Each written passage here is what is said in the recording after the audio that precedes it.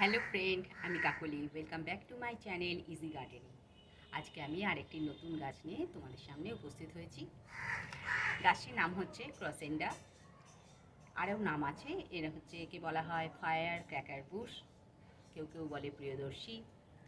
South ইন্ডিয়াতে এর খুব ভালো প্রচলন আছে ফুলটির।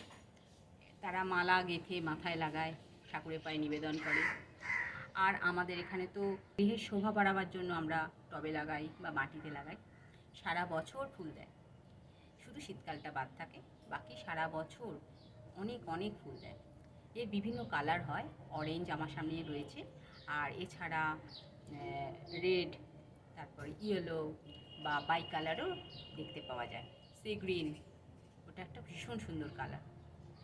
তো আমার কাছে একটাই আছে, আপনারা যদি পারেন তো বাকিগুলো কালেক্ট করতে পারেন। তা চলুন আগে দেখে নেওয়া যাক ভিডিওর মাধ্যমে এই গাছটি বসাতে বা প্রতিস্থাপন করতে আপনার কীরকম মাটি, কীরকম জল, হাওয়া, আলো এবং কি কি পোকামাকড়ের উপদ্রব আছে কি নেই, পেস্টিসাইড, তারপরে এবং এর প্রুনিং কিভাবে করতে হয়, কিভাবে আপনি প্রপাগেশন করবেন, সব এই ভিডিওর মাধ্যমেই বলবো। তাহলে চলুন দেখে নেওয়া যাক ভিডিওটি। এখানে আমি একটা 10 ইঞ্চির টব নিয়ে নিয়েছি, মাটির টব, এবং মাটির টবটার ভেতরে দুখানা হোল রয়েছে। আমি হোলটা এরকমই টব ভাঙা দিয়েই বন্ধ করে নিচ্ছি। এই একটা হোল রয়েছে, আর একটা হোল রয়েছে পাশে। এই আমি এটাকে বন্ধ করে নিলাম। বন্ধ করে নিয়ে এবার আমি ভেতরে দেব বালি। প্রথমে আমি বালির লেয়ার দেব। তার জন্য আমি ওই বিল্ডিং তৈরির যে হলুদ রঙের বালিটা, সেটা আমি নিয়ে এসেছি, সেটা আমি এখন দিয়ে দিচ্ছি।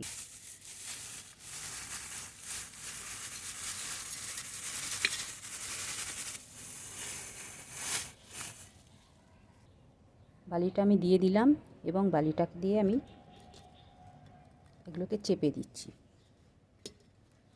যাতে কোনো রকম ফাঁক না থাকে। মাটিটা তৈরি করেছি, এখানে একটা গামলা নিয়ে নিয়েছি, গামলার মধ্যে আমি মাটি নিয়েছি। দেখুন, এটা হচ্ছে আমার মাটি, এটা আমার টবেই ছিল, যার জন্য এটার মধ্যে আমার বালি মেশানো আছে। সেই জন্য আমি নতুন করে কিন্তু বালি নিইনি।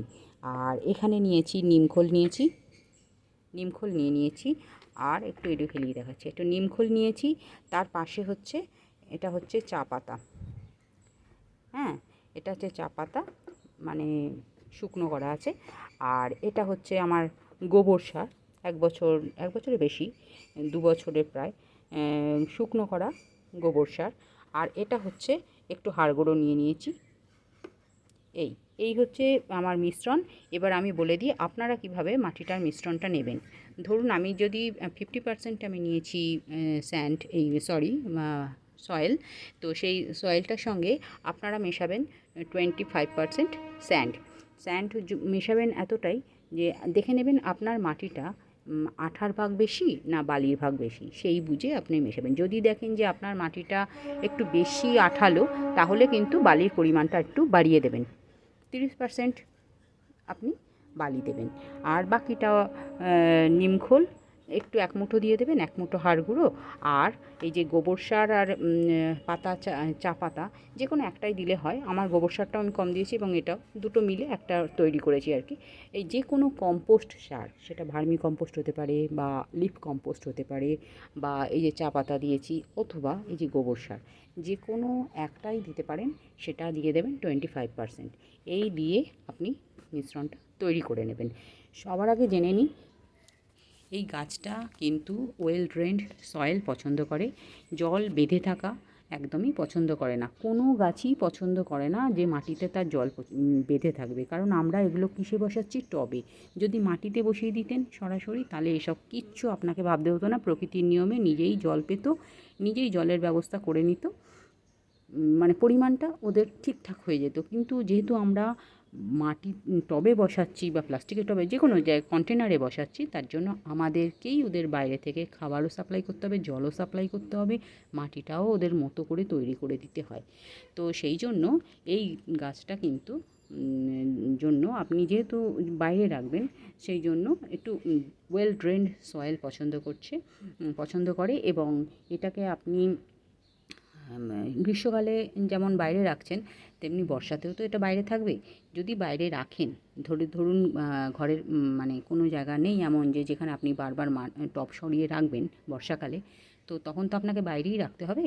সেই জন্য এটার জন্য অবশ্যই ওয়েল ড্রেন্ড সয়েল দরকার, যাতে বালির ভাগটা ঠিকঠাক হয়। আর তাতে কী হবে, জলটা একদমই দাঁড়ায় না, গাছটা আপনার খুব ভালো থাকবে। জল যদি বেঁধে যায় তাহলে কিন্তু শিকড়টা পচে যাবে। তো এবার আমি আগে মাটিটা এর মধ্যে দিয়ে নিই, টবের মধ্যে গাছটা বসিয়ে নিয়ে তারপর বাকি আলোচনাগুলো করছি। আমি এটা মিশিয়ে নিয়ে আমি টবে ঢালবো। আমি কিছুটা পর্যন্ত মাটি দিয়ে নিয়েছি এবং এবার আমি এই প্যাকেট শুদ্ধ টব গাছটাকে আগে বসে দেখব যে কতটা উঁচু পর্যন্ত আমার মাটি দিতে হবে।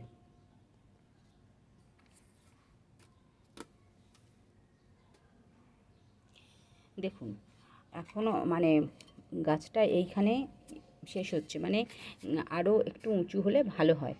জল দেওয়ার জন্য এতটা পর্যন্ত ফাঁকা রাখলেই হবে। কাজেই এটা অনেকটাই নিচে রয়েছে, মানে এতটা নিচে রয়েছে, আরও 1 ইঞ্চির মতো মাটি দেওয়া যাবে। সেই জন্য আমি এটাকে আবার সরিয়ে নিচ্ছি এবং আরেকটু মাটি দিয়ে মাটিটা একটু উঁচু করে নিচ্ছি। আমি প্যাকেট থেকে গাছটাকে বার করে নিয়েছি। দেখুন কত নিচে কত রুট হয়ে গেছে। আমি পাশ থেকে মাটি ছাড়াচ্ছি না, আমি এই অবস্থাতেই বসাচ্ছি।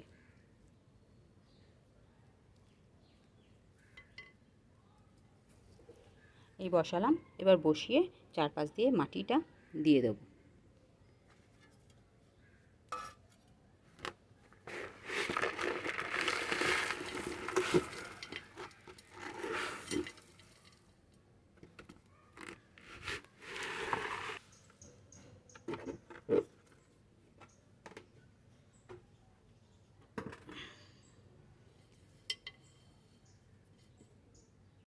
মাটি একটু কম হয়েছিল, সেই জন্য আমি এই গ্রো ব্যাগে থাকা মাটিটা আমি এর মধ্যে দিয়ে দিয়েছি। এই মাটিটাতেও একটা গাছ বসানো হয়েছিল, তো এটাতেও ভালোভাবে বালি মেশানো আছে এবং অন্য যা যা দেওয়ার সবই মেশানো আছে, সেটাই আমি এখানে দিয়ে দিলাম। এবং আমি বসাচ্ছি যখন, চারিদিকে মাটিটা খুব সুন্দর করে আগে দিয়ে দিলাম। দিয়ে এবার দেওয়ার পরে আমি সাইডের মাটিগুলোকে একটু ভালো করে চেপে চেপে দিচ্ছি, যাতে কোনো জায়গায় কোনো ফাঁকা না থাকে। দিয়ে এই ভালো করে মানে গুজে গুজে দিতে হবে, যেটাকে পরিষ্কার বাংলা ভাষায় বলে। তাতে কী হবে, যে কোনো জায়গায় এয়ার গ্যাপ থাকলে সেটা মাটির দ্বারা ভরাট হয়ে যাবে। এরপর দেবো জল। তা জল দিলে আস্তে আস্তেই মাটিগুলো নিজে নিজেই জায়গা নিয়ে নেবে। ব্যাস, এই আমার দেওয়া হয়ে গেছে। এই আমার বসানো হলো। বসানো হওয়ার পর এবার আমি কি করব, জল দিয়ে দেবো।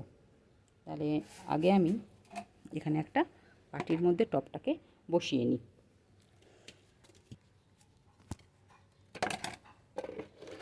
এবার আমি জল দিয়ে দিচ্ছি।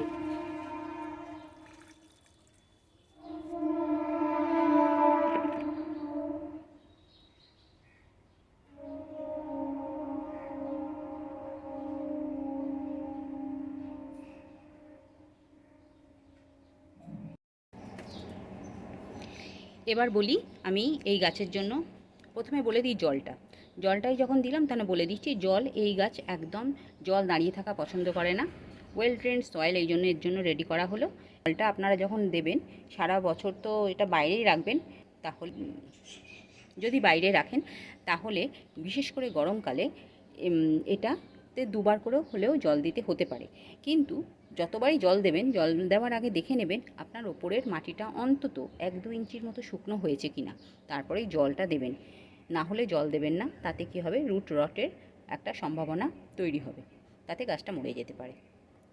আর বর্ষাকালে যেহেতু প্রচুর বৃষ্টি হয় আমাদের এখানে, বর্ষাকালটা বাইরে রাখবেন। সেই জন্য যদি দেখেন যে জল দেওয়ার পরেও বৃষ্টিটা নামলেও বা কিছু বেশ লাগাতার বৃষ্টি হচ্ছে, তখন একটু হলেও একটা শেডের মানে ভেতরের দিকে রাখবার চেষ্টা করবেন। আর যদি দেখেন যে জল একদমই দাঁড়িয়ে থাকে না, খুব সুন্দরভাবে আপনার মাটি তৈরি হয়েছে, তাহলে তো কথাই নেই। যেমনভাবে আমি বানালাম এভাবে যদি বানান তাহলে কোনো রকম অসুবিধা নেই। এবার বলি যে সূর্যালোকটা অবশ্যই সকাল থেকে মানে ভোর থেকে আপনি দুপুর 11টা পর্যন্ত একে রোদে রাখুন। তারপরে আবার যখন বিকেলে পড়ন্ত রোদ সেখানে দিতে পারেন। মাঝের যে কড়া রোদটা না দেওয়াই ভালো, যদিও এই গাছ 40 ডিগ্রি পর্যন্ত তাপমাত্রা সহ্য করতে পারে। সুন্দর ফুল দেবে আপনাকে সেই 40 ডিগ্রিতেও। পাতা সবসময় গ্রিন থাকবে, খুব ভালো গাছ। আচ্ছা, এর যে ফুলটা হয়, ফুল দেখতেই পাচ্ছেন, ফুলটা কি সুন্দর ভাগে ভাগে হয়েছে, 3টে করে পেটাল, কখনো কখনো 5টা পেটালও দেখা যায়। আর এই ফুলগুলো হয় ধানের শীষের মতো, দেখুন এই যে ধানের শীষের মতো ওপর দিকে হয়েছে, এরপর আস্তে আস্তে আস্তে আস্তে নিচের দিকে নামবে। ফুলগুলো এই জায়গা থেকে বেরোতে শুরু করবে, অনেকটা বিশল্যকরণীতেও এরম দেখা যায়। এই চারপাশ থেকেই ফুলটা হতে থাকে। এই দেখুন কুঁড়ি মানে কুঁড়িগুলো দেখা যাচ্ছে, দেখলেই বুঝতে পারছেন যে কোথা থেকে ফুলগুলো হবে, এবং ক্রমশ ওপর দিকে হয়েছে আস্তে আস্তে নিচের দিকে নামবে। এবার বলি কি খাবার দেবেন। খাবার বলতে দেখুন, এটার অতিরিক্ত কিছু যত্নের প্রয়োজন হয় না, এমনই একটি গাছ। আর এটা আপনি মাসে একবার করে একটু হাড় গুঁড়ো চারপাশ দিয়ে দিতে পারেন, অথবা একটুখানি যদি আপনি সমস্ত গাছে যেমন দেন যে সর্ষের খোল পচা জল সামান্য জলের সঙ্গে মিশিয়ে তারপর দেন, সেটাও দিতে পারেন, অথবা লিকুইড তরল সার দিতে পারেন। এগুলো কলার খোসার গুঁড়ো বা হাড় গুঁড়ো এগুলো দিয়ে দিতে পারেন। কলার খোসার গুঁড়ো পটাশিয়ামের কাজ করবে, কলার খোসার গুঁড়ো, অথবা লিকুইড যদি আপনি কলার খোসার আপনি মানে সার বানান তাহলে সেটাও দিতে পারেন। আর সেরমভাবে পোকামাকড়ের অ্যাটাক এতে দেখা যায় না, তবে ওই একটা প্রবলেম হয় এই গাছটার মানে মরে যাওয়ার জন্য, সেটা হচ্ছে জল জমে যাওয়া। চেষ্টা করবেন যাতে জলটা না জমে, সেই জল না জমলে গাছটা কিন্তু আর কোনো রকম প্রবলেম দেখা দেবে না। তো পোকামাকড়ে যদি আপনার মনে হয় ভয় থাকে, যেমন অন্যান্য গাছে নিম তেল স্প্রে করে দিচ্ছেন একবার করে মাসে বা 15 দিনে, তাহলে একবার নিম তেল স্প্রে করে দেবেন। অতিরিক্ত জল দিলে কিন্তু আপনার গোড়ায় ফাঙ্গাস হবে, মানে গাছের শিকড়ের মধ্যে ফাঙ্গাসের আধিক্য দেখতে পাওয়া যাবে। তার জন্য মাঝে মাঝে আপনারা ফাঙ্গিসাইড, যে কোনো ফাঙ্গিসাইড পাউডার জলে গুলে আপনারা স্প্রে করে দিতে পারেন, তাতে আপনার গাছটি ভালো থাকবে। তবে অতিরিক্ত কখনোই জল এই গাছের গোড়ায় দেবেন না। আপনি ওই শীত যখন শেষ হয়ে যাচ্ছে ফেব্রুয়ারি নাগাদ, ফেব্রুয়ারি মাঝামাঝি, তখন আপনি গাছে মানে ডালে ডালে প্রুনিং করে দেবেন। তাহলে কি হবে, নতুন নতুন ব্রাঞ্চ বেরোবে, যত নতুন ব্রাঞ্চ বেরোবে প্রতিটা থেকে আপনার ফুল আসবে। এবার হচ্ছে প্রপাগেশন। কীভাবে এর প্রপাগেশন করতে পারেন? এর প্রপাগেশনের বীজ থেকে হয় এবং এর ডাল কেটেও হয়। ডাল কেটে যদি বসিয়ে দেন, এই বর্ষা আসছে, বর্ষাতে যদি আপনারা ডাল কেটে বসান তাহলে অনায়াসে সেই গাছ ধরে যায়। আর বীজ থেকে হলে তো খুবই ভালো। এই ফুল যখন শেষের দিকে সময়, মানে শীতের আগে দেখবেন ফুলটা, তখন আর ফুলের থেকে তখন বীজ তৈরি হতে বেশি সময় মানে ওরা মানে ব্যস্ত থাকে আর কি, তার মানে তখন বীজ তৈরি হবে। তখন যদি বীজটা কালেক্ট করে রাখেন তাহলে আপনারা পরবর্তী সময় ঠিক বর্ষার আগ দিয়ে বীজ ছড়িয়ে দিলে আপনার বীজ থেকেও প্রপাগেট হয়ে যাবে। এই ছিল আমার এই ক্রসেন্ডা ফুলের সম্বন্ধে কিছু বলবার কথা, আর এবং ফুলটির সম্বন্ধে ভিডিওটি আশা করি আপনাদের ভালো লাগলো। যদি কিছু ভালো কিছু প্রয়োজনীয় তথ্য জানাতে পারি তাহলে অবশ্যই, যদি আপনাদের পছন্দ হয় তাহলে অবশ্যই একটা লাইক করবেন, শেয়ার করবেন এবং কমেন্ট করতে ভুলবেন না। আর নতুন বন্ধুরা অবশ্যই সাবস্ক্রাইব করে নেবেন, পাশে থাকা বেল আইকনটা প্রেস করে সিলেক্ট করে রাখবেন, তাতে আমার পাঠানো সমস্ত নোটিফিকেশান ফার্স্ট আপনাদের ফোনে পৌঁছে যেতে পারবে। সবাই খুব ভালো থাকবেন, সুস্থ থাকবেন এবং আনন্দে থাকবেন। নমস্কার।